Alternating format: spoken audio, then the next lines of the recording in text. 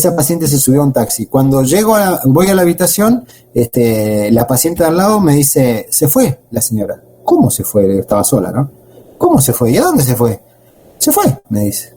Bueno, salí a buscar de seguridad y le pregunto, che, ¿no viste una paciente vestida de verde? Porque los camisolines que tenemos en el hospital son verdes. Ah, sí, pasó para allá. Sí, ¿y le dijiste algo? ¿La intentaste? ¿Le avisaste al de la puerta que cierre la puerta o algo? No, yo no me voy a hacer cargo, me dice. Bueno, fíjense, a nivel social, esos pacientes yo no me voy a hacer cargo. El personal de salud, seguridad. Ya ahí yo ya iba calentando las máquinas. Salgo afuera y le pregunto al del teléfono ahí que ve la puerta abierta, le digo, ¿no viste pasar? Ah, sí, salió para allá, me dice. Pero iba descalza, le digo, ¿no te llamó la atención? Bueno, y yo ya como estaba apurado porque la quería encontrar, seguí. Llego afuera, empiezo a mirar para todos lados, no la vi a la señora. ¿Qué pasó? O sea, afuera, no sé si conocen el hospital de Roca, pero hay todo como un patio adelante, así, que está el mástil y ahí el portón, hasta llegar a la calle, digamos, ¿no? Empiezo a ir hacia la calle y en la calle, cruzando la calle, hay una parada de taxis. Miro a los taxis así, miro para todos lados y uno de los taxistas me dice así, no sé, ¿ustedes me están viendo? ¿A mí no? ¿Están viendo la pantalla? No, a usted no lo veo. Sí lo veo usted, profe. Yo sí lo veo. En un costadito estoy. Me hace como se fue la paciente. Me hace así. Entonces me acerco, le digo, ¿qué pasó? ¿Vio una paciente así vestida de verde? Sí, dice, se subió arriba del taxi mi compañero y la llevó. ¿Y a dónde la llevó? Imagínense la situación que les estoy describiendo, ¿no? Una paciente de camisolín y descalza. No sé, él la subió y la llevó. Dice. Bueno, le digo, llamalo por radio y decirle que la traiga de vuelta. Lo llamó por radio, le dijo, mirá, acá me están diciendo del hospital que la traiga de vuelta. No respondió. Pasaron 5 minutos que yo me quedé esperando la respuesta por radio. Fui y llamé por teléfono a la empresa, porque digo, capaz que no recibe radio. Llámenlo por teléfono, llamo a la empresa de taxi, digo, lo podrán llamar por teléfono al taxi número tanto, que traiga una paciente que se llevó del hospital, así, que está en riesgo esa señora, que la tiene que traer de vuelta. Bueno, pasaron 5 minutos y ahí dignó el hombre a responder por la radio. No, yo ya la dejé en la esquina de la casa, me dice. En la esquina de la casa. Que es un lugar donde ella le dijo que la deje, ¿no es cierto? Bueno, fíjense la cadena de errores que se cometieron para que lleguemos a ese lugar. Para ese lugar yo ya estaba fuera de sí, ¿no? Hay que hacer intervenir a la policía. Llamo al equipo de salud mental, digo, hay que llamar a la policía, tenemos esta situación. ¿Cuál es la última dirección que le dijo la paciente al taxista? Para que hagan ahí la búsqueda de la paciente, ¿no es cierto? Bueno, resulta que, y esto se lo estaba dando como ejemplo de cuando la comunidad no colabora. Resulta que la señora esta sí le dijo la dirección correcta y quedaba a media cuadra, quedaba su casa verdaderamente, que eso yo lo desconocía, ¿no? Así que se acercó la policía, fue hasta la casa y vio que la señora ya había llegado a su casa y que estaba con su pareja. Y su pareja ya empezaron a plantear que no quería volver al hospital, pero bueno, ya estaba a resguardo de otra persona. Así que ahí respiré de vuelta y pero fíjense la cantidad de riesgos que sucedieron hasta que llegamos a tomar ¿qué otras cosas pudieron haber pasado? Esa paciente podría haber ido a un lugar donde no sea la dirección que esté, estaba descalza, casi semidesnuda, porque tiene un camisolín, casi ni ropa interior, y bueno, así se sucede. Por suerte no pasó nada, pero podría haber pasado. Y una cadena de mecanismos que tenemos para resguardo de los pacientes no funcionó. El primer mecanismo, el personal de seguridad del hospital, ni se percató de que eso estaba pasando. El del teléfono que está cerca de la puerta, ni me llamó para avisarme que estaba pasando algo. A mí, no a mí, a cualquiera que haya estado cerca del servicio, ¿no es cierto?, para contar que estaba pasando algo que era un riesgo para el paciente. El taxista sube una persona descalza, de camisolín y la lleva donde le dice. ¿Cómo no tenemos conciencia de que hay gente que tiene alteraciones de perceptuales, que no sabe lo que dice, que a veces dice cosas que no son? No sé si se entiende el ejemplo, pero un poco lo quiero poner en contexto de en qué mundo estamos también y todo lo que nos falta para trabajar a nivel comunitario en relación a la salud mental, ¿no es cierto? Pero bueno, esa era un poquito la anécdota con respecto a cómo socialmente aceptamos a la salud mental. Bueno, vamos al tema. Hoy les propongo que trabajemos un poquito, no vamos a trabajar pensamiento de vuelta, quédense tranquilos, sí tengo que hacer esta breve introducción porque volvemos a hacer, el pensamiento crítico va a ser transversal a toda la materia porque tenemos que, esto que les decía yo del control de emociones, es pensamiento crítico justamente, e intentar tomar decisiones basándonos en evidencia y no en, ahí es donde ustedes responden a coro, y no en suposiciones, conjeturas, cosas que a mí me parecen, eso es la idea de ser pensador crítico, basándonos en evidencia. Entonces tengo que tener clara la evidencia. Todo esto de la sujeción que les conté es la evidencia de cómo actuar frente a pacientes en excitación psicomotriz. Bien. Las percepciones de la realidad, por supuesto que yo vi algo que el de seguridad no vio, no tenía otra percepción de esa realidad. Y siempre tenemos que tener en cuenta que podemos ver cosas distintas, y que para trabajar sobre esto vamos a intentar pensadores críticos. Ya nos hicimos estas preguntas y todos pensamos de la misma manera, o sea, los mecanismos de pensamiento son distintos, y ya definimos que el pensamiento crítico era un pensamiento reflexivo, deliberado, dirigido al logro de objetivos, que pretende emitir juicio basándonos en evidencia y no en conjeturas. ¿Para qué? Porque queremos maximizar el potencial humano, que nosotros tenemos un potencial de percepción muy importante, o sea, nosotros tenemos capacidad de ayuda que es infinita. Ustedes cuando la descubran se van a dar cuenta de la cantidad de habilidades que disponen para ayudar a otras personas. A veces las habilidades tienen que ver con palabras, otras veces con acciones, otras veces con ejemplos. Para maximizar el potencial humano, y incluso no solamente las habilidades son nuestras, sino de las de los mismos pacientes, las habilidades de sobreponerse a lo que les está pasando, a aceptar las situaciones, y compensen los problemas causados por la naturaleza humana, de percepciones, valores, creencias personales.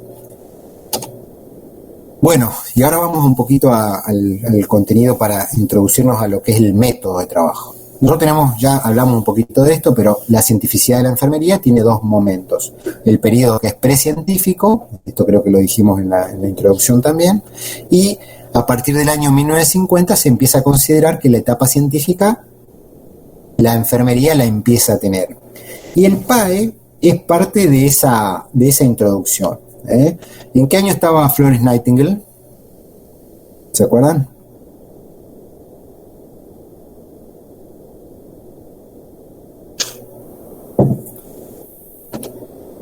¿1859? 1850. Muy bien, estamos en 1850, estamos hablando del PAE 1950, o sea, cuando estaba Florence Nightingale no había PAE, no había método, entonces por eso tenemos que ser piadosos cuando ustedes si profundizan en la historia de las intervenciones de Florence Nightingale, van a ver que muchas intervenciones se pueden observar como muy dependientes del área médica. Aunque ella trabaja todo el entorno de manera autónoma, todo lo que es el entorno de mejorar las condiciones alrededor de los pacientes, después ella subsume la disciplina debajo de la medicina. Bueno, en el año 1950 ya evolucionó la enfermería 100 años y ahí comienza a generar su propio método, que sería la forma de abordaje o la forma de ejercer la enfermería. Este es el proceso de atención de enfermería que ustedes conocen. Y tenemos que tener en cuenta que no nos tenemos que confundir. Yo muchas veces pregunto si el PAE es un método científico.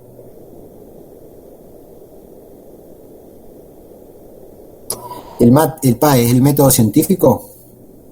Sí, profe. Queda esa idea siempre, ¿no? Que el proceso de atención de enfermería es el método científico. Claro, así. Ajá. Bueno, malas noticias. El método científico es otro. El método científico es el que se usa para investigar. Vieron que ahora estamos en el mundo de las vacunas, que se está investigando en relación a si son efectivas, si no son efectivas. Primero hicieron con animales, después a una velocidad. Estamos viendo el método científico prácticamente en vivo, comprimido, lo que llevaba 10 años, ahora en un año se hizo, generar una vacuna a partir del método científico. ¿Y qué se hizo? Se utilizó una sustancia que a uno le parecía que podía ser buena y se empezó a probar en animales, se los enfermaba de COVID, se lo empezó a poner y veían la reacción. No funcionó, probemos otra y no funcionó. Y recuerden todo lo que pasó durante la pandemia, si ustedes estuvieron más o menos informados, de todos los medicamentos que decían esto es bueno, esto es malo, esto es bueno, esto es malo. Bueno, prácticamente estuvimos viendo un método experimental en vivo, que la primertropina, que el cloro, que qué sé yo, tantas cosas. Bueno, ahora no me voy a acordar de todas, pero ¿se acuerdan todas lo que había que tomar? Esto que era para la artritis, después que eran para los medicamentos. Hidroxicloroquina. La hidroxicloroquina. Dejaron sin tratamiento a los pacientes que tenían alteraciones articulares, porque todos fueron a la farmacia a buscar la hidroxicloroquina porque iba a ser era bueno para el COVID. Bueno, resulta que no se lograba la evidencia para sostener que ese era un conocimiento científico. Bueno, entonces eso les tiene que recordar a ustedes. Nosotros hacemos eso cuando hacemos PAE. ¿Estamos practicando con los pacientes cuál es la mejor manera de cuidarlos? No es cierto. Nosotros cuando hacemos PAE estamos recolectando datos para buscar problemas, para planificar intervenciones de cuidado de enfermería. Entonces, ahí es que tenemos que hablar de métodos. Los métodos son varios. Tenemos métodos profesionales, que las profesiones definen para ejercer su disciplina, que serían las acciones sociales que uno realiza sobre los pacientes. Los médicos en el método profesional tienen el método clínico. Nosotros tenemos el proceso de atención de enfermería. Y el método científico guía la investigación. ¿Para qué? Para obtener conocimiento. Y no cualquier conocimiento, un tipo de conocimiento que es el conocimiento científico. Cuando se obtiene el conocimiento científico, eso actúa sobre hechos, o sea, el conocimiento científico va sobre hechos naturales y sociales. En este caso, se obtuvo conocimiento científico de fase 3, porque todavía las vacunas no terminaron el ciclo de proceso de método científico, sino que estamos en fase 3. Vamos a ver de todos los que nos vacunamos cuánto nos morimos, y ahí capaz que termina en la fase 4 y 5. Pero en este momento cumplimos la fase 3 y estamos en fase 4 de la inoculación de las vacunas. Pero no estamos haciendo PAE ahí, estamos usando una conclusión del método científico en torno a la prevención de la enfermedad SARS-2 como respuesta, si se quiere, científica, como respuesta, como conocimiento científico. Entonces se generó este conocimiento que es el conocimiento científico.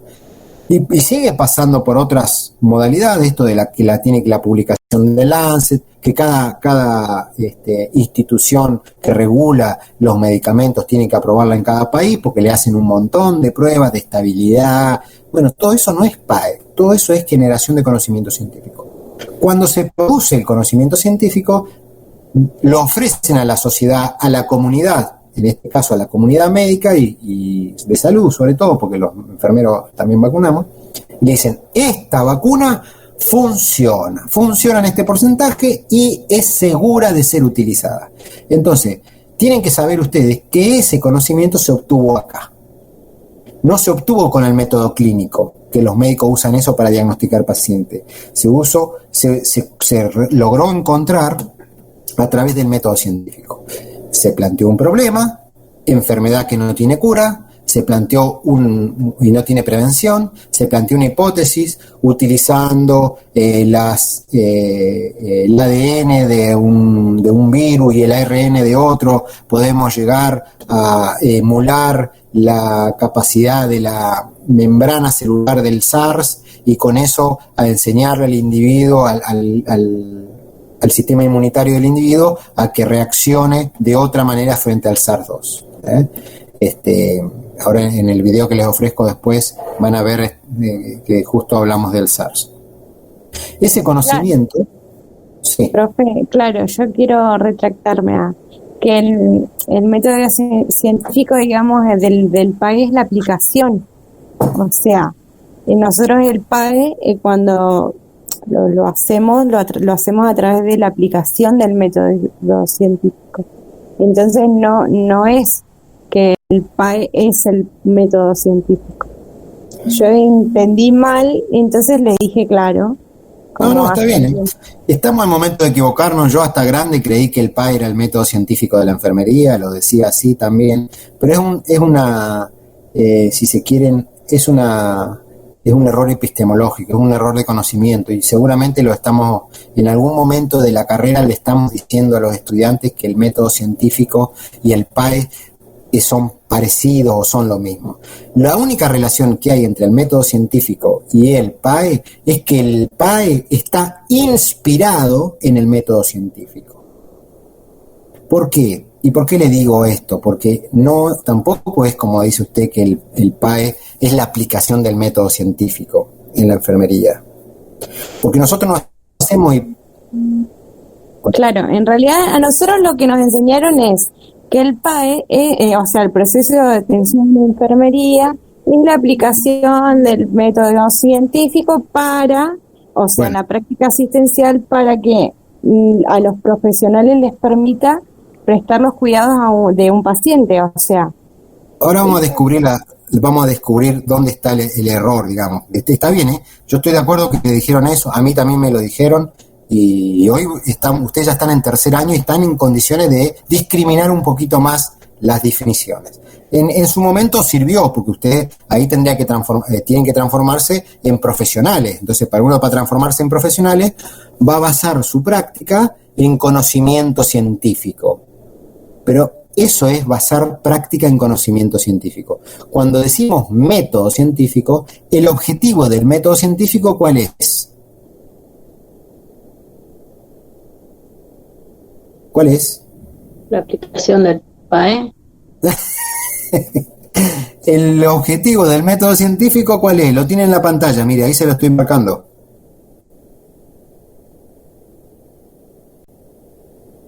¿Cuál es?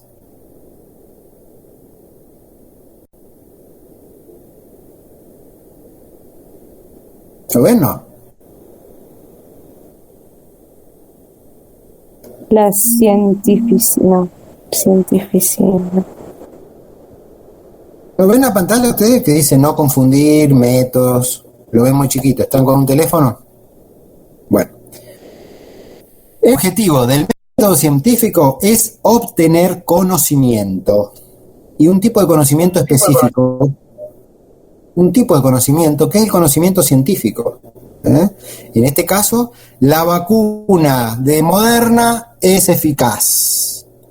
Ahora, al médico acá, vamos a ponerlo en términos médicos. El médico cuando atiende a un paciente que está con riesgo de tener COVID, ¿le aplica el método científico para decirle que se vaya a vacunar? ¿O hace un diagnóstico o lo determina como una población de riesgo y le dice usted, voy a usar este conocimiento obtenido por investigación científica en este paciente y le digo ahí, vaya a vacunarse? Lo que se obtuvo acá, la obtención de la vacuna requirió del método científico, la obtención de la vacuna. El llegar a la conclusión de que la vacuna es eficaz requiere del método científico. Y el método clínico, el médico lo usa para decirle, usted tiene que ir a vacunarse, porque usted tiene más de 60 años y se va a morir, porque tiene factores de riesgo y se va a morir. ¿Se entiende la diferencia? Este caminito de obtener la vacuna requirió del método científico, y el caminito de vacunar a un paciente de riesgo requirió del método profesional. En enfermería es lo mismo. El caminito para descubrir cada cuánto se rota esto, hagamos el de enfermería, prevención de úlceras por presión. Al principio uno tiene que ver, hay que rotar a los pacientes. Parece ser que está probado o es conocimiento que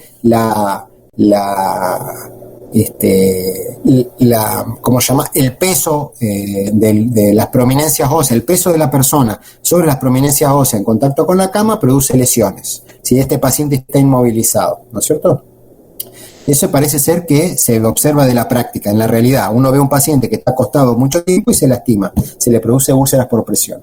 Ese es una consecuencia, un problema, digamos, ¿no? Ese es un problema. Bueno, los enfermeros empezaron a estudiar ese problema. Dicen que los pacientes cuando están muy quietos se lastiman los talones, se lastima a nivel sacro, se lastiman a nivel de los omóplatos.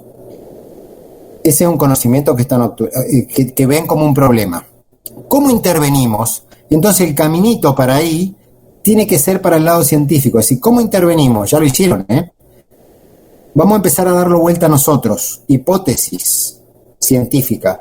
Yo, si doy vuelta a un paciente, roto a un paciente, voy a disminuir la cantidad de tiempo que tiene peso sobre esa prominencia ósea. Agarro la mitad de una población, la roto, y a otra mitad de la población no la roto. Y me fijo cuántos se lastimaron, que era lo que pasaba hasta ahora, de los que no se movieron y de los que empecé a mover. Si yo tengo medido los que no se movían antes, ya no necesito comparar las dos poblaciones, pero la cientificidad tiene eso, que hay que discriminar lo que es un conocimiento cuando se transforma en científico, cuando puedo probar que una intervención produce mejora. Se descubre entonces, primero se los empezó a rotar una vez cada 10 horas, otros empezaron a rotarlo cada 15 minutos, y se llegó a la conclusión de todo ese trabajo de investigación que rotar a los pacientes cada 2 horas produce disminución del riesgo de úlceras por presión. Ese conocimiento se obtuvo por el método científico. Ahora, una vez que está el procedimiento frente a este problema, rotar al paciente cada 2 horas, ese conocimiento, que es evidencia científica, la uso en el proceso de atención de enfermería. ¿Se entiende? Que es una práctica que yo baso en conocimiento científico, pero no la produzco a través del conocimiento científico, la produzco a través del proceso de atención de enfermería, que es un método profesional. Que es, ¿cómo hago yo para acercarme al problema? Que es valorando a un paciente, recolectando datos de distinta manera, de manera sistemática, de manera organizada, para determinar si este paciente tiene un riesgo, que es diagnosticarlo, y una vez que lo diagnostico, apelo a conocimiento obtenido por el método científico y lo aplico en el proceso profesional. Pero este proceso no es el mismo que este. No sé si se entiende, pero la técnica de rotar a los pacientes cada 2 horas se obtuvo a través del método científico. Y la intervención rotar al paciente cada 2 horas al paciente que tiene riesgo de úlceras por presión como diagnóstico es parte de diagnosticar a un paciente con riesgo, que necesito un montón de elementos para diagnosticarlo, tengo que diagnosticarlo y ahí aplico ese conocimiento que no lo obtuve yo, sino que lo obtuvo otro. Esto de rotar a los pacientes sobre 2 horas se transformó en conocimiento científico y yo ya lo aplico directamente y brindo servicios a la sociedad. ¿Se aclara un poquito?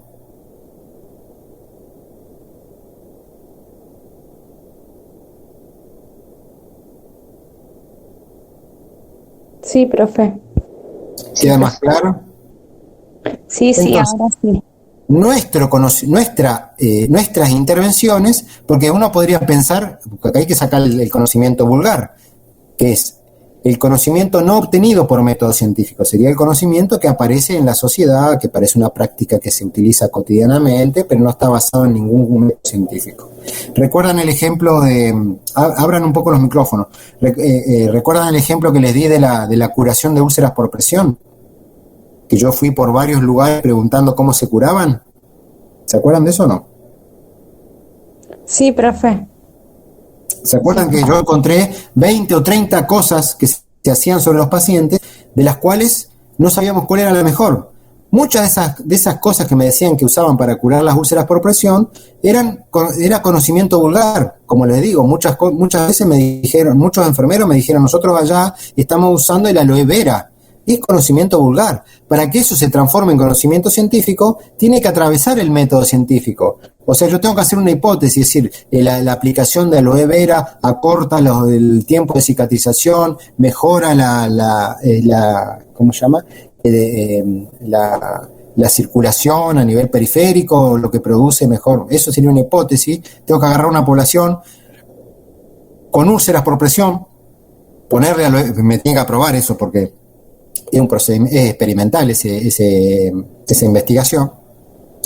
Y una vez que yo lo pruebo a la comunidad científica, que lo publico en una revista especializada, me dicen, che, mirá todos los datos, este trabajo que ustedes ya van a ver en cuarto año de todo lo que es el proceso de investigación, este trabajo tiene consistencia técnica, la población es adecuada, y logró estos resultados. Encontró que la hoja de aloe vera cortada directamente del jardín mejora bueno, ese conocimiento no está.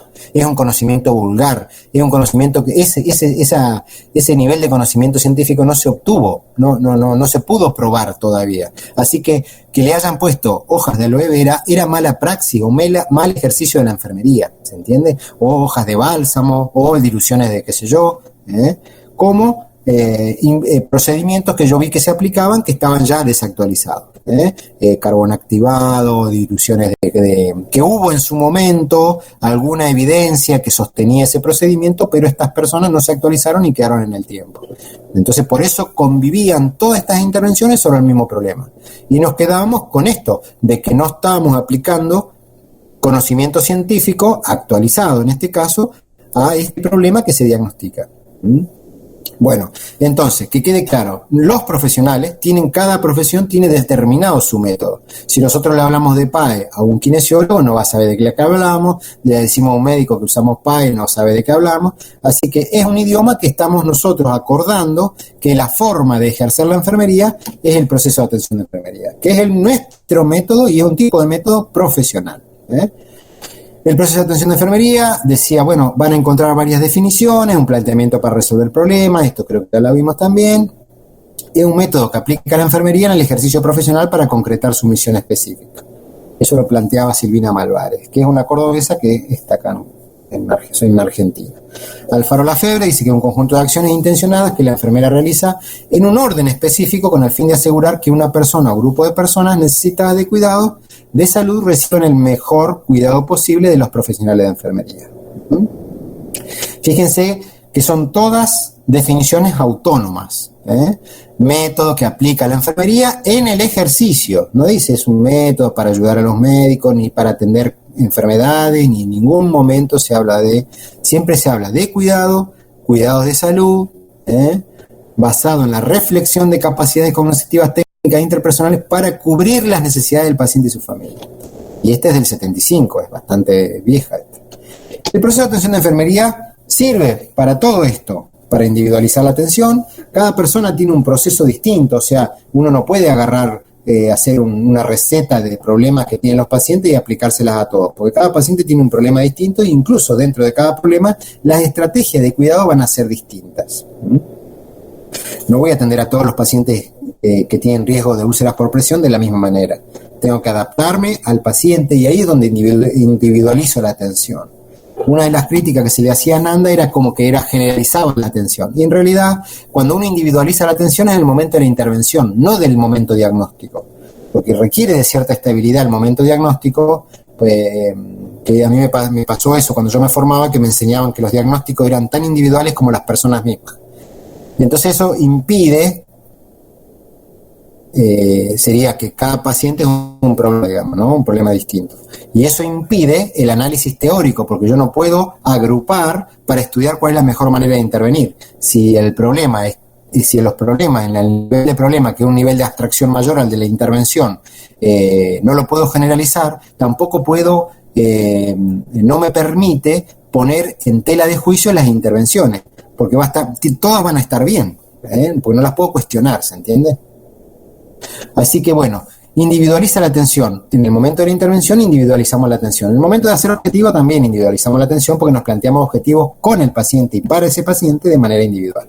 Asegurar la calidad de cuidados, asegura la calidad de cuidados, evita omisiones, porque uno al tener esta mirada general del paciente, de saber dónde empieza y dónde termina, que nos decía Virginia Henderson, evitamos olvidos, omisiones, no es que vamos y venimos. Empezamos por respirar y terminamos en trabajar, así que pasamos por todas las necesidades y estamos tranquilos. Vi todo el paciente. Evita duplicaciones, me pueden haber faltado datos de alguna necesidad, pero no que me quedó una parte del paciente sin evaluar. Profe, Sí. ¿Usted está pasando al Power, las diapositivas? Sí, ¿no se ven? No, No. Estamos en Quedó en cientificidad. cientificidad de enfermería. A ver qué estoy compartiendo, disculpe.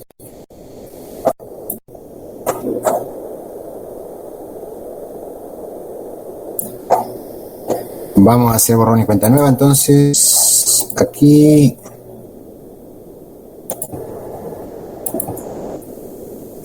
Profe, otra consulta. ¿No está aceptando más a nadie?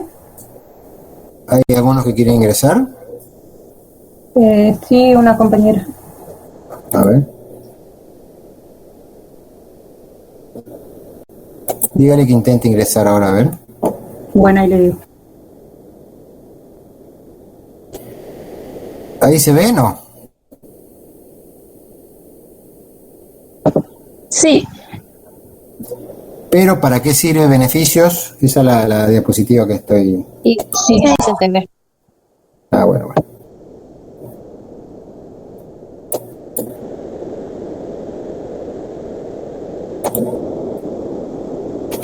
Bueno, entonces ustedes no vieron este cuadrito. ¿Este no veían? Este que dice no confundir. no lo vimos. Este cuadrito es el que dice los métodos que yo les marcaba. ¿Cuál era el objetivo del método científico? Que es obtener conocimiento. Y acá está el objetivo del PAE, viene a ser, que son los métodos profesionales, que es brindar servicios específicos. Ahí está, a ver. Servicios específicos a la comunidad. ¿Está? Bueno, después están las definiciones del proceso y estamos en los beneficios. ¿Para qué sirve el proceso de atención de enfermería? Aprovecha al máximo los recursos disponibles, porque yo voy a planificar de acuerdo a lo que tengo, no voy a poner, colocar al paciente en cámara hiperbárica si no la tengo. ¿Se entiende?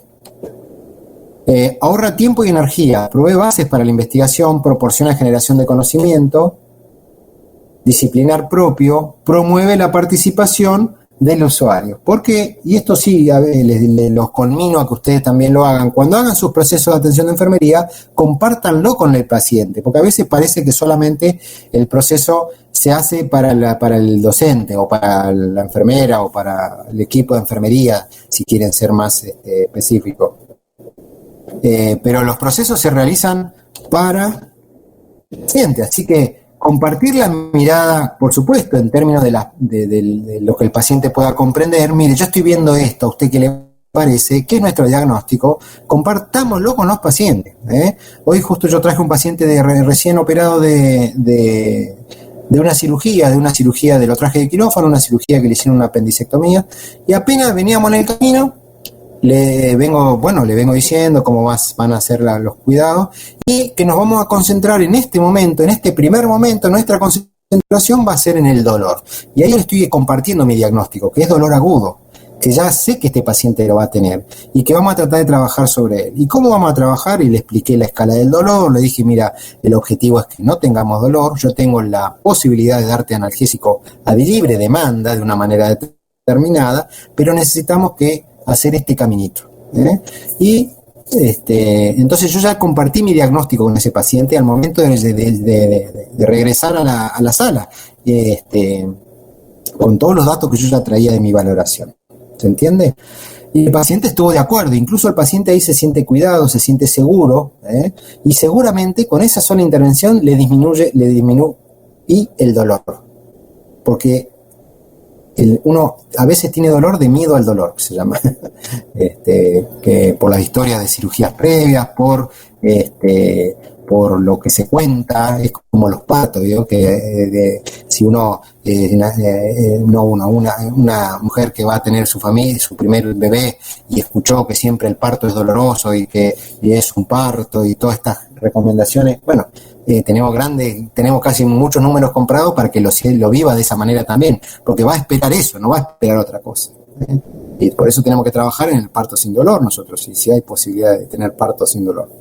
Bueno, provee bases para la investigación, el proceso de enfermería, porque de la aplicación, como les decía hoy, de muchas intervenciones, uno va aprendiendo y ahí va viendo cuáles son las que se requieren de mayor investigación para ver si funcionan mejor en este contexto, que esta institución, este tipo de pacientes. Proporciona generación de conocimiento disciplinar propio, ¿m? Porque uno ahí establece mecanismos de cuidado que van a ser apropiados. ¿M? Los enfermeros empezamos a determinar intervenciones en mayor cantidad y calidad. Promueve la participación del usuario, como les decía, y favorece el crecimiento profesional y la comunicación con colegas. Porque uno cuando ya acuerda, imagínense que nosotros, que el proceso sea nuestro idioma y que hemos acordado hablar el idioma español. Si acordamos que nuestro idioma es el idioma español, no tenemos que discutir si nos entendemos o no nos entendemos. Ya sabemos de qué estamos hablando. Si yo les digo diagnóstico de enfermería, ustedes ya saben de qué estoy hablando. O les tengo que explicar lo que es un diagnóstico de enfermería. ¿Cierto que no? No. Bien. ¿Estamos de acuerdo que estas son las etapas del PAE? Bueno, yo vi en el dígame alguno si no está de acuerdo. Profe, ¿puede volver a la diapositiva anterior a la que estaba antes, por favor? ¿Está? La otra. ¿Está? Sí, ahí espere que le saque una foto. Ah, esto lo van a tener ahí, está en la biblioteca, ¿eh? ¿Ah, sí? Ah, bueno. Sí, pero este diapositiva está en la biblioteca. De hecho, no sé si se fijaron, pero ahora tienen un bloquecito de bibliografía y de material para ir consultando, ¿eh? No se preocupen por estas diapositivas porque están en la biblioteca. Bueno, las etapas del proceso quedan claras, ¿verdad? Valoración, diagnóstico, planeación, planificación, ejecución y evaluación. ¿Esto siempre fue así? No. El PAE en su primer inicio tenía 3 etapas nada más. Tenía valoración, planeación y ejecución. No tenía diagnóstico. Y bueno, se entiende, porque los inicios de la enfermería fueron así. Fueron recolectar datos, actuar sin plantearlo como un problema, aunque estaba como implícito en la valoración el diagnóstico. Cuando a mí me enseñaron PAE, y ya vuelvo a hacer historia como todo viejo, en la etapa diagnóstica estaba dentro de la valoración. O sea, el diagnóstico era conclusión de la valoración. No sé si algún docente lo estará enseñando así todavía, pero era el PAE de 4 etapas. En este momento estamos con un PAE de 5 etapas. ¿Y por qué? Y bueno, ya vamos a llegar por qué la etapa diagnóstica es una etapa adicional. Pero vamos a empezar por la valoración. Y bueno, yo atento a lo que ya les fue devolviendo Gabriel en sus trabajos, no sé si faltarán algunos, pero en el repaso ese que hicieron sobre el proceso, más o menos estuvimos viendo dónde estarían las dificultades. Así que vamos a trabajar en las dificultades. La valoración, hay que tener en cuenta que la valoración es un proceso organizado y sistemático de recolección de datos. Todos estamos claros que es recolectar datos, ¿no es cierto? Es ir a buscarlos esos datos, y esos datos se buscan de una manera determinada. Es el punto de partida de las otras etapas. No se puede hacer diagnóstico sin valorar a los pacientes, porque si uno hace diagnóstico solamente relacionando con la enfermedad, no está valorando al paciente, y esa es una tentación. Recuerda que decíamos, neumonía, patrón respiratorio ineficaz. Y la valoración, la pregunta sería, ¿y la valoración de ese paciente? No todos los pacientes con neumonía tienen patrón respiratorio ineficaz, no todos los pacientes con neumonía tienen limpieza ineficaz de la vía aérea. No se desprende el diagnóstico de enfermería del diagnóstico médico. Esto tiene que quedarles bien clarito. Entonces, cuando uno atraviesa la etapa de valoración, el agregado que le hacemos en esta asignatura es pensar en un tipo de valoración que es general y focalizada. ¿Ya hablamos de esto?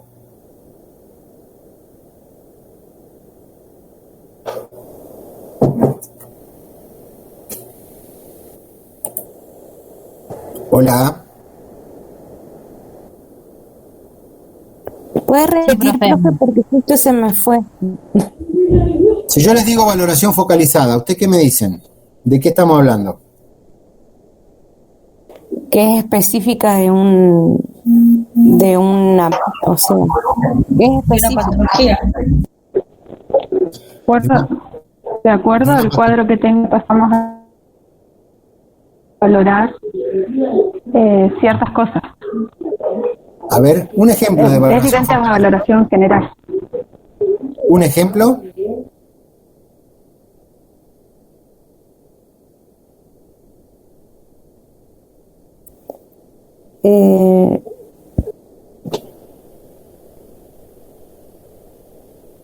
Por ejemplo, si el paciente presenta sobre algún determinado problema. No lo escuché. A ver, Valeria. Y puede ser por ejemplo, cuando es enfocado en un problema determinado. Por ejemplo, te enfocas si el paciente tiene ansiedad. Ajá. ¿Y cómo sé yo que tiene ansiedad? O sea, enfocándote solamente y porque haces una descripción, o sea, si tiene una enfermedad y haces una descripción exhaustiva o ve los problemas que contribuyen para que el paciente tenga esa ansiedad, o lo priorizás a simple vista. Bueno, no es eso. Puede ser que con la valoración general se hace entrevista, examen físico para examinar a toda la persona en general y después cuando determinas el diagnóstico ahí como vas buscando los datos como más que estén más relacionados con la necesidad que está alterada. Tibio, pero está dentro de la valoración y la etapa diagnóstica es posterior a la valoración. Podría llegar a ser, pero es anterior lo que hacemos. El proceso que está haciendo usted de pensamiento puede llegar a llevarla a esa conclusión. Estemos de acuerdo que la valoración general es recolectar. A ver. Entonces, podría ser, bueno, la general es la comunicación, entrevista, todo eso, y la focalizada es según por necesidad. Primero hago la valoración por la necesidad de respirar normalmente, después de comer y beber, ¿o no? No. Profe, sería, por ejemplo... Acá yo... ¿está hablando mi compañera o hablo? A ver, creo que Romina habló primero. Bueno. No, Shiva, no sé si está bien, porque acá quizás habría un diagnóstico médico de por medio, pero por ejemplo, si hablamos de, por ejemplo, no sé, un cáncer de mama, la valoración que vamos a hacer va a estar focalizada a esa área específica, por ejemplo, palpar o solo focalizada a esa área. ¿Puede ser o no?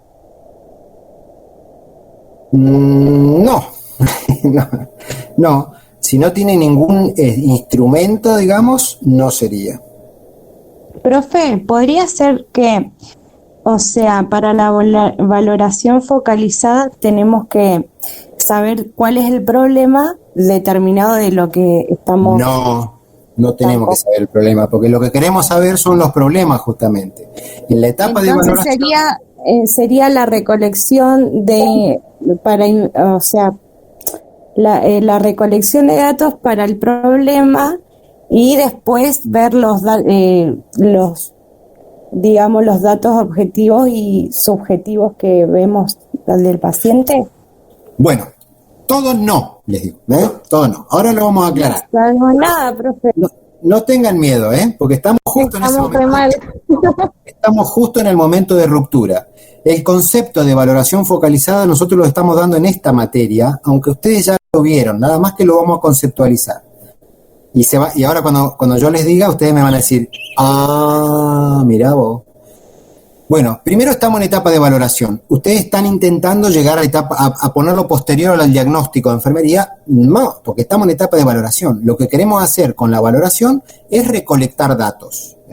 Yo con la valoración general recolecto un montón de datos, como ustedes dijeron, con no comunicación, sino observación, examen físico y entrevista y examen físico. Este cuadrito que ustedes ya saben, que si lo vi que lo tienen claro, la entrevista estructurada no estructurada, el examen físico cefalocaudal, utilizando instrumentos, técnica, digamos, no instrumentos, sino técnica, de inspección, palpación, percusión, ocultación, todo eso es valoración general. Los ordeno y valoro todas las necesidades, o sea que esto de ordenarlo por necesidades es organización de datos, no es valorar focalizadamente. Eso sería etapa de organizar los datos. No es lo mismo organizar los datos por necesidades que focalizar. ¿Cuándo hay valoración focalizada? Hay valoración focalizada, a ver si está... Hay valoración focalizada cuando yo, esto ya lo vimos, hay valoración focalizada, a ver, espérenme un cachito, acá. Hay valoración focalizada cuando yo voy haciendo mi valoración general, por ejemplo, y necesito profundizar en algunos datos específicamente. Y les dije que no a algunos que dijeron ver cosas específicas porque me lo relacionaban con la enfermedad. Y no necesariamente se relacionan con las enfermedades. Están como atravesados con la enfermedad. Vieron que yo vengo molestándolos con el tema de que no los atraviese la enfermedad. Fíjense que ustedes me hablan mucho de las patologías. Y les vuelvo a insistir que el cuidado de enfermería no se organiza por patologías. Así que a mí no me va a organizar mi valoración que la persona tenga un SEA de mama, aunque yo lo voy a tener en cuenta como dato para ver si tengo que observar partes del cuerpo, pero no es que yo valoro focalizadamente porque de acuerdo a la patología voy a buscar más patología. En todo caso, yo voy a valorar focalizadamente algún aspecto cuando considero que deba profundizar, porque lo que estoy buscando son datos para fundamentar mi problema. ¿Se entiende? Disculpen un segundito que tengo un mensaje. Vamos a un ejemplo.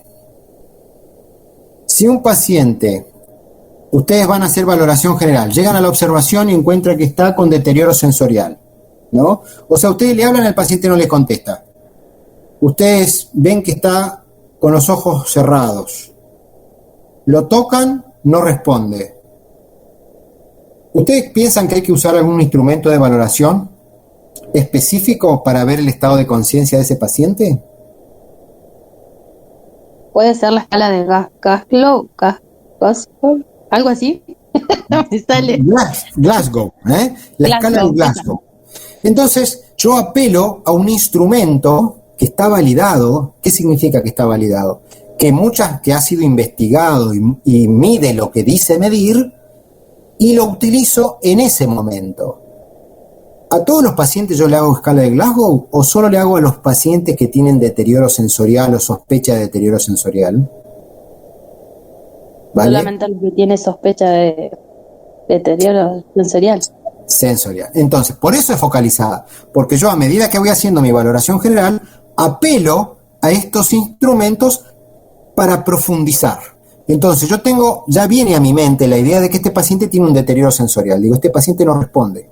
Y tengo que ver qué grado de no responde tiene. O sea, qué grado de coma tiene, tendríamos que pensarlo así. O qué grado de desconexión con su mundo externo. Y para eso apelo a una escala que ya está estudiada que valora la conciencia de los pacientes. El índice de conciencia o la lucidez de los pacientes. Entonces, el Glasgow me va a determinar en un parámetro numérico qué nivel de conciencia tiene. Y ya eso lo puedo comparar a posterior y ver si está dentro de lo esperado o no. Entonces, eso es profundizar. Y existen otros. El Glasgow es un ejemplo, como les digo. Pero, miren esto.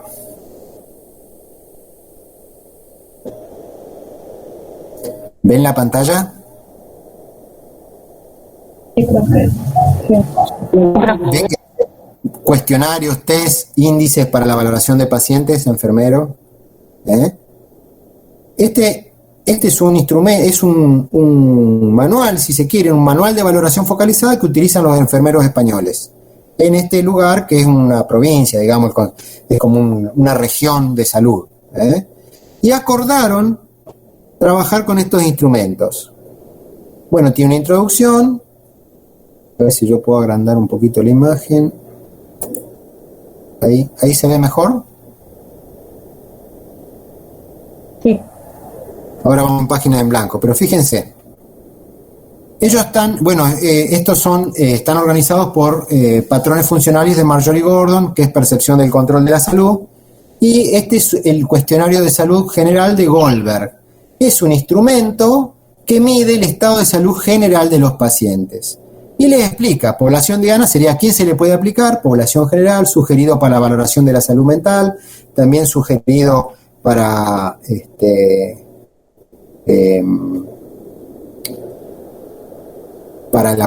para los niveles de atención primaria, pero bueno, esto es para tener un ejemplo nomás. Y acá está, entonces tiene un instructivo de cómo se interpreta y está el instrumento, que es un cuestionario. Entonces uno le puede aplicar este cuestionario a la población, que creo que tiene 2 hojitas, Fíjense que tienen letras y números.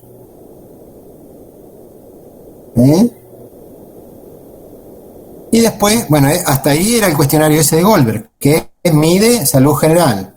La escala de Karnofsky, mide valora la calidad de vida de las personas que sufren cáncer. Mide la calidad de vida de las personas que sufren cáncer. Fíjense, otra escala. Dependencia, esta escala mide la dependencia de la nicotina, el test de Fagerström. Y así, bueno, también lo van a tener en la biblioteca. Fíjense.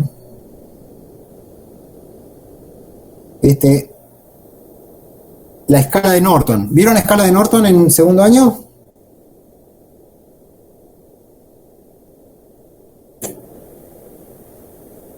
Cri, cri, cri, cri.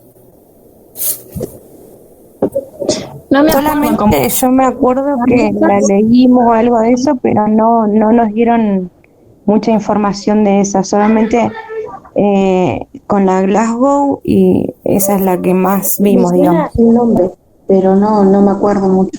La escala de Norton lo que mide, y miren qué útil que es, mide el riesgo de úlceras por presión. O sea, uno aplicándole, cuando tiene dudas si un paciente se va a escalar o no, le aplica esta escala que es la escala de Norton. Aplicando la escala de Norton, uno se da cuenta cuánto tiene mucho riesgo y cuándo tiene que empezar a dar vuelta a un paciente, a rotar a un paciente, ponerle un colchón antiescara, utilizar aerogal o siliconas para prevenir las úlceras por presión, y cuándo no, porque si no vamos a llegar tarde, se nos va a escarar el paciente y después lo vamos a empezar a curar. No tenemos que llegar a eso, lo que queremos nosotros es que no se escare el paciente, ¿no es cierto?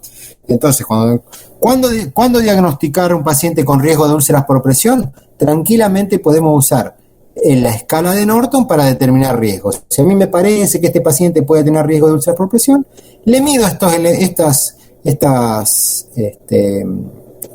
actividades, si se quieren, que es el estado general, el estado mental, la actividad, la movilidad, la incontinencia, les pongo puntaje y a partir del puntaje que me dé, voy a decir, este paciente tiene alto riesgo de úlceras por presión, bajo riesgo de úlceras por presión, y si tengo 2 colchones antiescara, sé a quién ponérselo y a quién no. Si no, tengo que rotar a todos los pacientes, los que caminan también, no puedo determinar cuál tiene riesgo y cuál no. Bueno, esto se los dejo en la biblioteca. La escala de Braden también mide riesgo de úlceras por presión, o sea que no es la única escala, se pueden utilizar varias. Cuando uno utiliza una escala tiene que nombrarla. ¿Se dan cuenta entonces de qué hablamos cuando hablamos de instrumentos de valoración focalizada? Estamos hablando entonces de test, cuestionarios, instrumentos de valoración que profundizan en un aspecto que yo asumo como problemático. Me parece, supongo, infiero, porque soy pensador crítico, que este paciente se puede llegar a lastimar. Estoy tratando de construir mi diagnóstico, pero me falta evidencia. Apelo a un instrumento de valoración focalizado, o sea, encuentro un paciente inmovilizado, y todo paciente inmovilizado o un paciente anciano requeriría que le pongamos la escala de Norton. ¿Por qué? Porque tengo que saber si se va a escalar o no este paciente. Entonces no espero no me lo determina la enfermedad, me lo determina la situación del paciente. Un paciente con deterioro del sensorio, ¿les parece que habría que hacerle Norton? Que tiene un Glasgow de 6. ¿Les parece que le tendríamos que aplicar Norton? ¿La escala de Norton para ver el riesgo de úlceras por presión?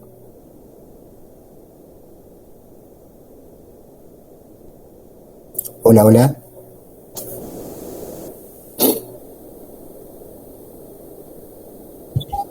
Si es 6, sí. Claro, ¿por qué? Porque tiene deterioro sensorial, este paciente está prácticamente obnubilado, no está conectado con el exterior. Si yo no lo roto se va a escarar, y es 2 más 2, 4. Y no es solamente ese dato el que voy a usar, le aplico la escala de Norton y me fijo. Bien. Bueno, sigamos. Entonces, ya tenemos una noción de lo que es la valoración focalizada. La valoración focalizada, que esto lo vamos a retomar porque ya después van a hacer ejercicio ustedes, cuando veamos evaluación funcional del anciano. Evaluación funcional del anciano es la aplicación de un conjunto de instrumentos de valoración focalizada a usuarios que tienen alteraciones esperables para la edad que tienen. Entonces, se lo digo rápido, después lo vamos a volver a ver, pero cuando el envejecimiento es un proceso normal, no es una enfermedad estar envejecer, digamos. Y en el proceso natural del envejecimiento lo que se va lo que se va disminuyendo es la visión, la audición, el movimiento, la continencia. Uno pierde autonomía en las actividades de la vida diaria, uno pierde autonomía en la actividad de la vida instrumental diaria, uno pierde, tiene riesgo de alteraciones cognitivas a nivel de demencias, tiene riesgo de depresión, de tristeza, por soledad, y todo esto tiene instrumentos que pueden medirse, que pueden medir este tipo de alteraciones que serían esperables por la edad. Por eso les vamos a hacer un ejercicio relacionado con eso. No ahora, sino seguramente la semana que viene. Bien, entonces, para la etapa de recolección de datos dijimos, la etapa de revaloración tiene recolección de datos, organización de los datos, análisis e interpretación. No vimos que hubiera muchos problemas ahí, hasta identificación de problemas. ¿Qué sería esto que yo les estaba diciendo? Que uno cuando está haciendo la recolección de datos, hace la organización, analiza e interpreta, y acá comienza a pensar en qué tipo de problema podemos llegar a tener. Ven la diapositiva, ¿no? Sí, profe. Sí, se ve. Bueno, este es el caso de Pedro. No sé si lo vimos, pero Pedro, este es un caso que yo les suelo mostrar para que me digan qué problemas tienen. Pero estuvimos trabajando casos en la clase anterior y me parece que llegamos a una conclusión medianamente enfermera de lo que pasa. A ver, lean rápido. ¿Pueden ver el caso ahí? No vamos a organizar los datos. Sí, profe, bien. Bueno, no vamos a organizar los datos en este momento, pero sí vamos a tratar de determinar. Traten de leer el caso y díganme qué tiene ese paciente.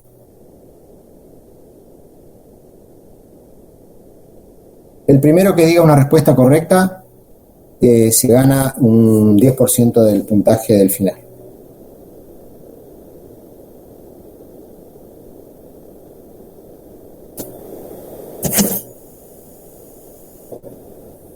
Yo lo anoto en un papelito y después le tenemos contemplación.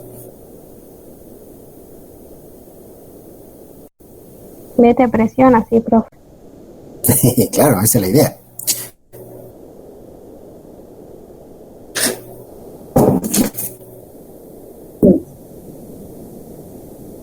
No alcanzo a leer bien, profe. ¿Alguien lo puede leer usted? ¿Lo celeste? Bueno, yo les leo rápido. Pedro tiene 87 años. No, yo directamente no. Ah, el telefonito de esas letras. Bueno, Pedro tiene 87 años. Ingresa hace 4 días por presentar caída en la calle con fractura de fémur derecho. Aguarda la llegada de prótesis y permanece internado en servicio de cuidados intermedios con tracción esquelética. Signos vitales dentro de valores normales, medicado con diclofenac.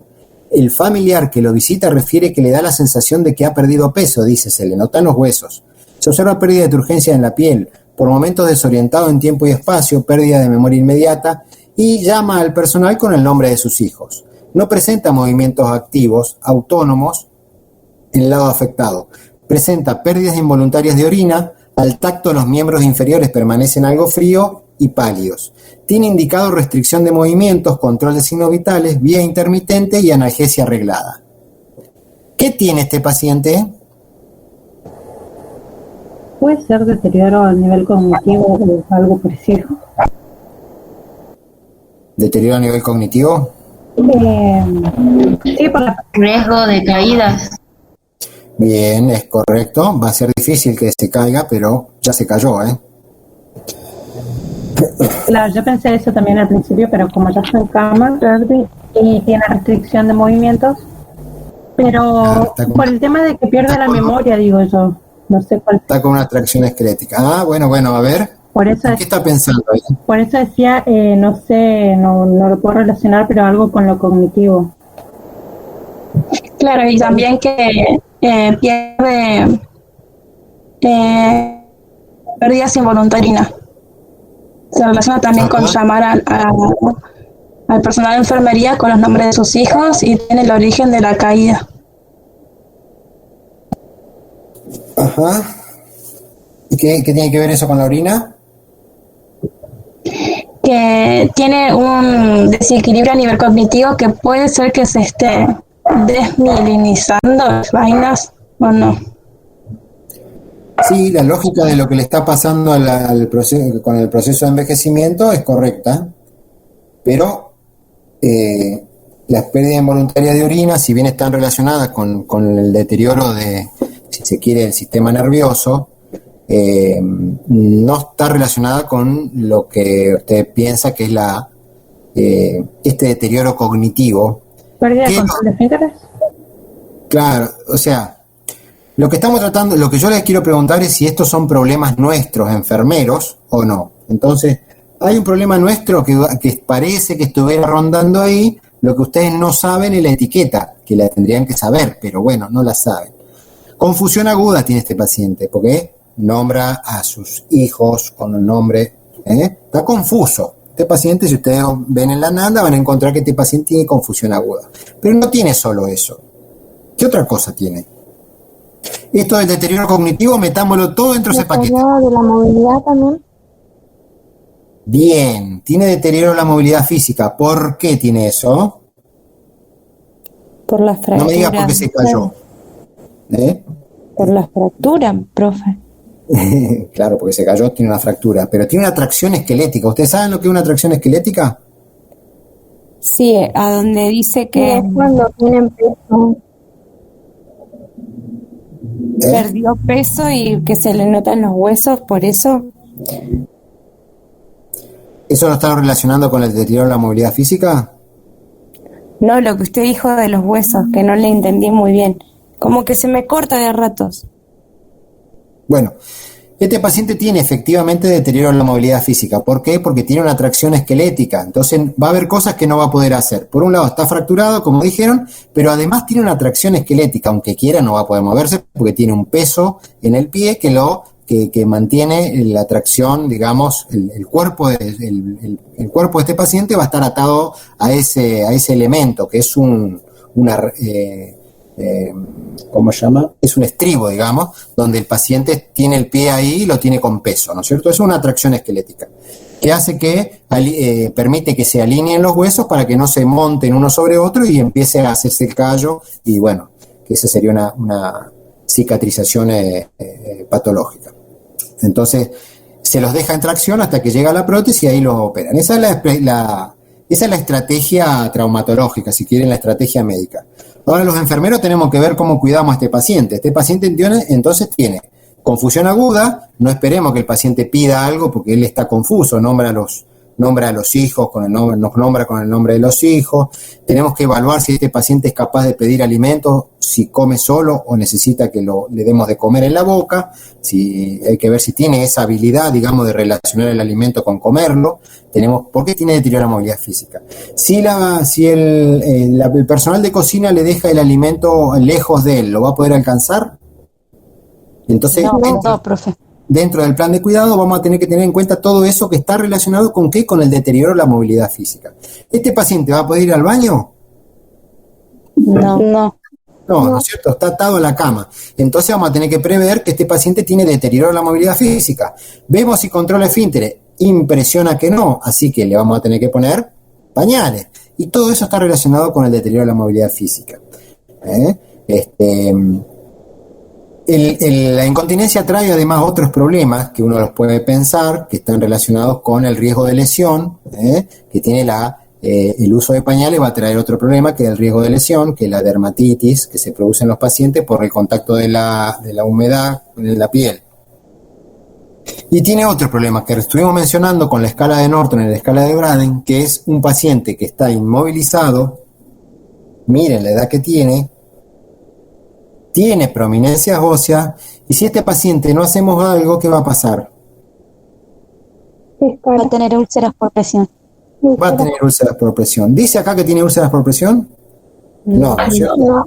Entonces está sana esa piel y las va a tener. Y si no actuamos ahora diagnosticando riesgo de úlceras por presión, este paciente no se nos va a morir de la fractura, sino va a morir con septicemia por la úlcera por presión que va a hacer. Así que pongámoslo urgente arriba de un colchón antiescara, veamos cómo hacemos para lubricar sus prominencias óseas con silicona, con aerogal, veamos cómo protegemos sus talones, ¿Mm? Y cómo movemos de alguna manera la zona sacra. ¿Estamos? Sí, Eso profe. es lo que tiene Pedro. Bueno, en la etapa diagnóstica nos podemos encontrar con dos tipos de problemas, los diagnósticos de enfermería y los problemas de colaboración. Los diagnósticos de enfermería, ya les dije dónde están. ¿Dónde están los diagnósticos de enfermería? Si ustedes les digo, busquen diagnóstico de enfermería, ¿dónde van a ir? Holanda. En la Nanda, muy bien. Todos los diagnósticos de enfermería están en la Nanda. O sea, Profe, todos esos problemas. disculpe que lo moleste. Hay una compañera que me dice que le avise a usted que se quedó sin datos, así que no puede seguir con la clase. Bueno, está bien, no puedo hacer nada. Hay todo un mundo que son los diagnósticos de enfermería, que son los problemas que hemos acordado los enfermeros que vamos a que vamos a trabajar como fenómenos propios. Decimos, todo esto que está escrito acá en la Nanda son diagnósticos de enfermería de autonomía. Significa que no va a haber ningún médico que lo va a hacer, lo vamos a hacer solamente nosotros. Y eso implica dos áreas, dos cosas. Una es que son autónomos. Si hablamos de estos problemas, lo único que lo vamos a entender somos nosotros. Y lo otro es que nos hacemos responsables cuando decidimos trabajar con diagnósticos de enfermería, nos vamos a hacer responsables de ese problema. Entonces, si yo digo, el riesgo de úlcera por presión es un problema de enfermería, cada úlcera por presión que se haga va a ser una medición de la calidad de prevención de riesgo de úlcera por presión que tenga ese servicio o ese sistema. Más allá que hay algunas úlceras que no se pueden prevenir, que se van a dar igual, pero nos tiene que llamar la atención la presencia de úlceras por presión en un lugar. Si hay presencia de úlceras por presión, es algo que no se está haciendo antes. ¿Estamos de acuerdo? Tenemos entonces que los diagnósticos de enfermería son todos los problemas autónomos que tiene la enfermería y que decide actuar de manera sin preguntarle a nadie. No le van a preguntar al médico, ¿usted, doctor, le parece que lo tengo que rotar? No, ustedes planifiquen cuidados directamente, no tienen que preguntarle a nadie. Eso va solo. Y el otro mundo de responsabilidad que tienen los enfermeros son los problemas de colaboración o interdependiente. De esto hablamos también, ¿se acuerdan?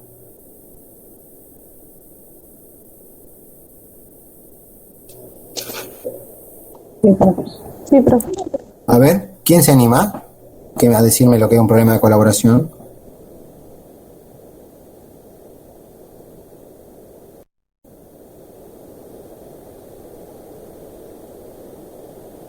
Cuando el enfermero necesita colaboración con otra disciplina, por ejemplo, un médico o un psicólogo, ¿eso? ¿Cuándo qué? Por ahí. A ver, espere, Soledad, ¿cuándo qué dice? ¿Cuando el enfermero necesita colaboración de otro profesional?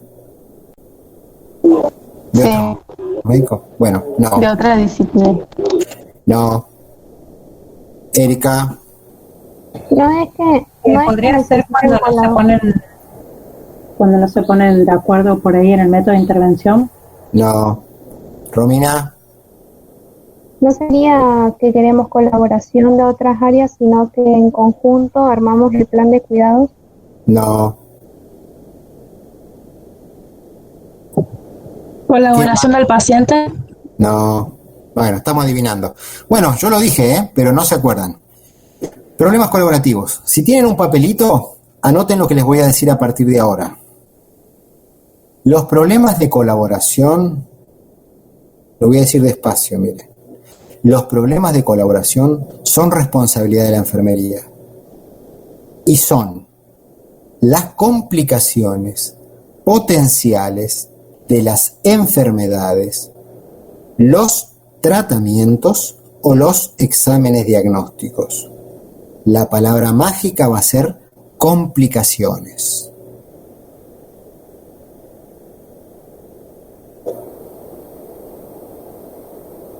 ¿Los tratamientos con los exámenes diagnósticos? Claro. Dimos ejemplo y todo de eso en otra clase. Son las complicaciones de las enfermedades, son complicaciones posibles, no se producen, son complicaciones posibles de las enfermedades, los diagnósticos y los tratamientos, los diagnósticos médicos y los tratamientos.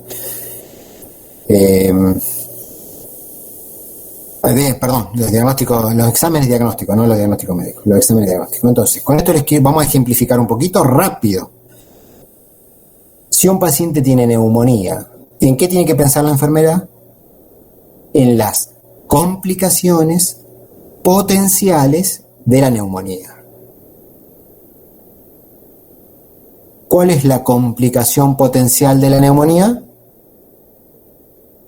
20 minutos. Hipoxia sería. Claro, perfecto. ¿Cuál es la complicación potencial de los pacientes infectados de COVID?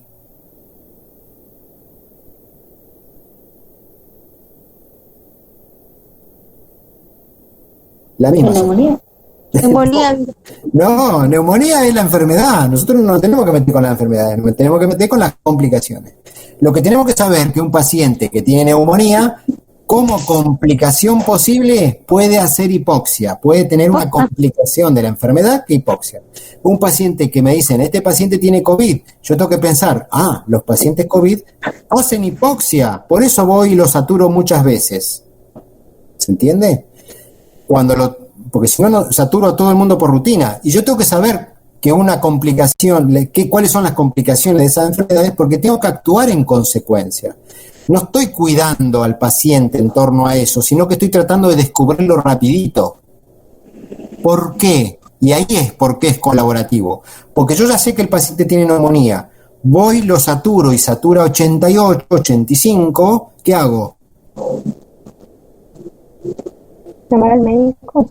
Claro, por eso es colaborativo, porque yo ahí no puedo intervenir solo, tengo que llamar al médico, le puedo ir poniendo oxígeno, pero no es autónomo eso es una indicación médica. Entonces le voy poniendo oxígeno y digo, ¿sabés que este paciente está saturando 85? ¿Qué hacemos? Y hacer una placa, vamos a hacer esto, vamos a empezar vamos a rotarle el antibiótico, vamos a ponerle un corticoide, qué sé yo, él verá lo que hace con esa complicación, pero el responsable de descubrir la complicación soy yo, el enfermero. ¿Se entiende un poquito? Sí, pero... Complicaciones de la enfermedad, entonces, responsabilidad de la enfermera. Posibles complicaciones de las enfermedades. No la hipoxia es el problema, es el riesgo de hipoxia, si se quiere, o la complicación. Y que se va a dar en algunas enfermedades y en otras no. No en todas las enfermedades se dan las mismas complicaciones. Vayamos a las complicaciones de los tratamientos. O sea, ¿qué es lo que tienen que saber ustedes de las enfermedades?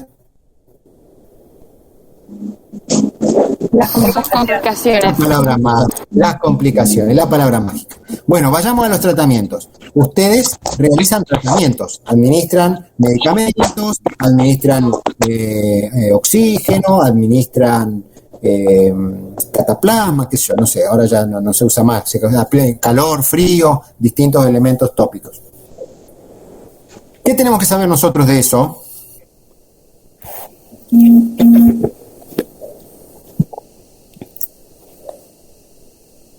Ustedes administran porque el médico lo indica y nada más. Claro, también hay que conocer las complicaciones, los efectos adversos. Exactamente, la palabra mágica, con eso definen las complicaciones posibles de la administración de esos medicamentos. ¿Yo tengo que saber para qué sirve? Sí, tengo que saber cuál es el efecto terapéutico, cuál es la dosis, pero tengo que saber la complicación que produce su administración. Entonces tengo que saber todos los efectos adversos, tengo que saber si estoy frente a un fármaco que es irritante de la vena, si estoy frente a un fármaco que no es agresivo, que lo puedo pasar sin dilución, o requiere dilución. Entonces yo tengo que conocer las complicaciones de los tratamientos. Y bueno, ese es un tratamiento, pero hay otros tipos de tratamientos, como por ejemplo, no todo es fármaco en la vida, digo yo, ¿no es cierto? A veces la radioterapia es un tratamiento, a veces una cirugía es un tratamiento, entonces tengo que saber las complicaciones. Yo hoy fui a buscar un paciente al quirófano, como les conté. De acuerdo al tipo de cirugía van a tener más complicaciones que otros, ¿no es cierto? Podrían tener complicaciones. Si un paciente está operado de una cirugía laparoscópica, como fue el caso, y otro paciente está operado de una laparotomía exploratoria, donde le hacen una mediana de más o menos unos 35 centímetros. ¿Se les ocurre que pueden tener diferentes posibles complicaciones esos pacientes?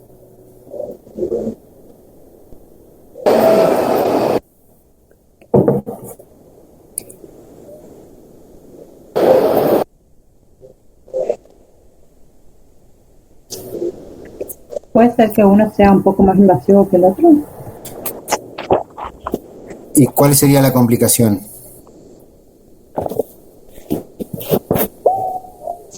Uno es más invasivo que el otro, efectivamente. Pero ¿en qué tengo que pensar yo que le puede pasar a este paciente a futuro por haber tenido una intervención más invasiva?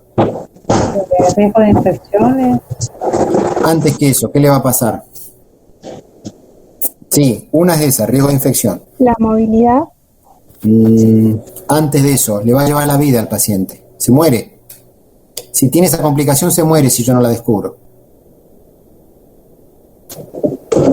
La anestesia. Podría ser. Hagan de cuenta que lo abrieron como un cordero a este paciente. ¿Qué le puede pasar? ¿Hemorragia?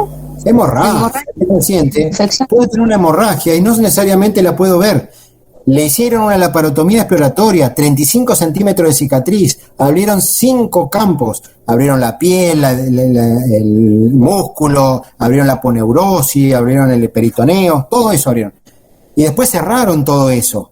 ¿Quién asegura que todos esos vasos fueron cerrados? Obviamente los cirujanos tratan de ver que todo esté cerrado, pero no siempre voy a ver sangre yo. A veces queda un vaso que queda sangrando y sangra, este paciente tiene trastorno de coagulación y hace una hemorragia interna y se muere. ¿Y por qué se murió? Porque no fue ninguna enfermera a controlar la presión en el tiempo que está estipulado. ¿Por qué se piensan ustedes que controlamos la presión de los pacientes post-operados inmediatamente? Y después los controlamos cada 5 minutos, después cada 15 minutos y después cada media hora. Porque estamos pensando que la complicación de esa cirugía es la hemorragia. Entonces, apenas llega un paciente operado de laparotomía exploratoria, yo lo que hago es controlar la tensión arterial. Porque estoy pensando que como complicación puede tener una hemorragia. Si me baja la tensión arterial en la primera media hora, tengo que llamar al área médica porque ahí hay que hacer algo. Ese paciente se me va a hipotensar, se me va a producir un shock hipovolémico, ese paciente se me va a morir. ¿Se entiende? No se me va a morir a mí, pero se va a morir. Porque hay una hemorragia que si no se hace algo, a veces entran de vuelta a quirófano. No, es raro ahora actualmente, pero les digo que en lo que tenemos que pensar, de acuerdo al tratamiento que se le haga al paciente, en este caso una cirugía. Entonces, ¿cómo se define esto? ¿Y es lo mismo que controlar un paciente con una cirugía laparoscópica? No, porque lo otro, si bien hay algún riesgo de hemorragia, es menor, es mínimo. ¿Por qué? Porque se entra con una cámara, se usan punzones, no se corta la piel o el músculo, todo, sino que se lesiona mínimamente al paciente para abordar el problema que tiene. Pues tiene otras complicaciones, pero esa no la tiene. ¿Se entiende? Y esto nos sirve a los enfermeros para estudiar lo que verdaderamente necesitamos estudiar. Bueno, eso es problema colaborativo y etapa diagnóstica. Bueno, vamos a dejar acá porque quiero que después ustedes vamos a seguir la clase que viene con el flujograma de sesiones para diagnosticar. Y profe, una consulta. Profe, ¿alguna consulta? Sí, está en la calle. ¿Mañana cursamos? Sí, estoy ya en el trabajo. No, mañana no, porque es el día de ustedes. Así que feliz día del estudiante. Bueno, este tiempo que queda de clases, que está dispuesto para esta clase, se los voy a dejar para que ustedes vean un video, que no necesariamente lo quieren ver ahora, pero no quiero que se quejen de que estamos dando actividades fuera del horario porque tienen un montón de cosas para hacer, sino que estamos dentro del horario de clases, para que vean el video que les dejé colgado recién, que se llama Cuidados de Enfermería en Pandemia. Es una clase que les quiero aclarar, está grabada el año pasado, con un grupo de estudiantes del año pasado, pero es un abordaje con la metodología enfermera que hacemos, que yo estoy haciendo en esa clase de los pacientes COVID. Es un abordaje teórico, técnico, del proceso de atención de enfermería aplicado a los pacientes COVID. Van a ver por ahí que yo interactúo en algunos puntos y tiene algunos errores la grabación, pero en definitiva lo que quiero que ustedes vean es esta lógica de valoración, diagnóstico e intervenciones en casos prácticos, concretos, de cosas que hicimos o que estamos haciendo con los pacientes en el hospital. Con una lógica individual, porque esto no está compartido por mis colegas, sino que es algo que yo he observado de la práctica cotidiana, de nivel empírico, y lo he puesto en una presentación. Pero es parte de lo que se propone para trabajar con con esta situación. Así que con esta propuesta les dejo para que puedan ver en este tiempo, lo pueden ver en otro horario también, pero no me digan que le estamos dando actividades fuera del horario de la clase. ¿Estamos? Y nos estaríamos viendo el lunes que viene para continuar con esto del método y vamos al flujograma de toma de decisiones y vamos allá a comenzar con valoración focalizada y evaluación funcional del anciano. Les cuento también de que si tienen estos días ustedes actividades, vayan previendo que van a tener en algún momento, van a tener que ir a la universidad a cursar, porque vamos a hacer alguna práctica de gabinete. Esto para los que no tengo fechas todavía, pero vayan pensando. ¿En sus días, profe? En estos días. Nosotros, nuestra materia, ustedes hagan de cuenta que estamos en la universidad y ustedes ahora estarían sentados en la universidad. Bien. ¿Estamos? Les cuento esto porque ahora con esto de la virtualidad muchos han tomado compromisos para utilizar en estos horarios y estos horarios los tienen que seguir guardando para las materias. Yo entiendo que algunos consiguió trabajo, pero bueno, ahí queda ya como organización de ustedes. No vamos a virtualizar toda la carrera, de hecho, la tendencia a fin de año es hacer prácticas institucionales, o sea que en noviembre vamos a ir al hospital y no nos vamos a poder adaptar a todos los horarios de cada uno de ustedes. Así que vayan pensando en alternativas como para irse adaptando a las posibilidades de práctica que vamos a tener que hacer. Nosotros para gabinete vamos a hacer los horarios de esta clase, de esta materia, en estos horarios. Sería lunes y martes de 15 a 18, 19, lo que necesitemos. Para que lo vayan pensando nomás, no es que ustedes se tienen que organizar a partir de la semana que viene, pero ya sobre la segunda quincena de octubre ya estamos pensando con Gabriel de hacer prácticas por turnos, porque no pueden ir todos, aunque en este momento son 20, podrían ir ustedes nada más, así que si quedan ustedes nomás en la materia, van a ir ustedes nomás. Y si se suman más, porque suele pasar que a estas clases vienen pocos y después aparecen 50 estudiantes, no sabemos de dónde, y que les pregunto, ¿vimos esto? No lo vimos, profe. Pero no estaban en las clases. Así que no, ya me estoy enojando antes de tiempo, pero recuerden que lo hablamos. Bueno, chicos, no me quiero enojar ni mucho menos, sino que quiero que ustedes se preparen mentalmente a volver a la normalidad. Bueno, nos vemos la semana que viene. Todo esto de las prácticas lo va a avisar con tiempo y todo eso, ¿no? Sí, vamos a tratar ya Gabriel está organizando un cronograma de actividades como para publicar y que ustedes se vayan acomodando a esa situación. Lo que pasa es que tenemos que definir cuántos de ustedes van a ser, porque todavía a veces tenemos 80 estudiantes, a veces tenemos 20, como ahora tengo 20. Yo les digo, bueno, vamos a organizar los turnos de práctica, hoy lo resolvemos. En 2 días tenemos la práctica de gabinete hecha, pero si aparecen más estudiantes, no sé, vamos a tener que poner turnos y de un día a un grupo, otro día a otro, porque todos juntos no van a poder estar. Creo que tenemos que rendir ahora en la primera semana de octubre. Claro, estamos esperando eso, que se cierre esta convalidación de poder estar en la materia o no, y una vez que tengamos eso, que ahí para que ustedes tengan ese parámetro, ahí vamos a definir los grupos de práctica. ¿Estamos?